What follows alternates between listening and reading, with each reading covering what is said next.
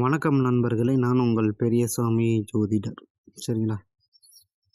அதாவது எல்லாரும் வாழ்க்கையிலயும் கடன் வாங்குவோம். சரிங்களா? அதேபோல பார்த்தீங்கன்னா, கடன திரும்ப கட்டுவோம். அ எல்லார் வாழ்க்கையிலும் இது நடக்கும். ஒரு சிலர்களின் வாழ்க்கையில் இது நடக்காது. அ சிலர் கடன் வாங்கிட்டு அத அப்படியே அதுக்கப்புறம் இனிமேல் நான் கடனே வாங்க மாட்டேன் அப்படின்னு முடிவு பண்ணிக்கிறவங்க இருக்காங்க.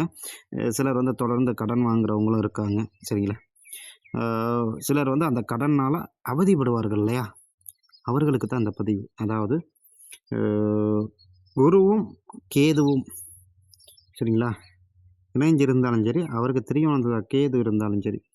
அ அந்த டைமிங்கில இவங்க குரு, கேதுவோட சம்மந்தப்படும்போது, அ கோச்சாரத்தில குரு, கேது மேல போயிட்டுருக்கும்போது இவங்க கடன் வாங்கிருவாங்க. ஸோ, அந்த கடன கட்டுறதுக்கு இழுத்துக்கிட்டு போகும். சரிங்களா? சம் முடியாத நேரங்களில் இஎம்ஐ கட்ட முடியாம, ஏதாவது ஒரு சங்கட்டங்கள் வாழ்க்கையில் நடைபெற்றது விட்டது அதாவது பண ரீதியாக, கடன் ரீதியாக அந்த சங்கடம் வந்துடுச்சு அப்படின்னா, ஓ உங்களுக்கு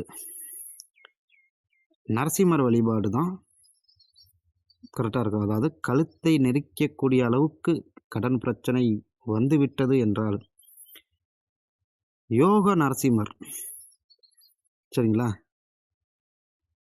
அவர் நீங்க வழிபாடு எடுத்துக்கலாம்.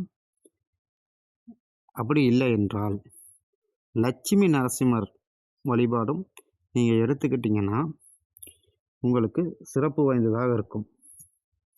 சரிங்களா? திரும்பவும் சொல்றேன். யோக நரசிம்மர் வழிபாடும், லட்சுமி நரசிம்மரின் வழிபாடும் எடுத்துக்கங்க. இந்த கொடிய கடன் பிரச்சனையிலிருந்து விடுபடுவீர்கள். சரிங்களா?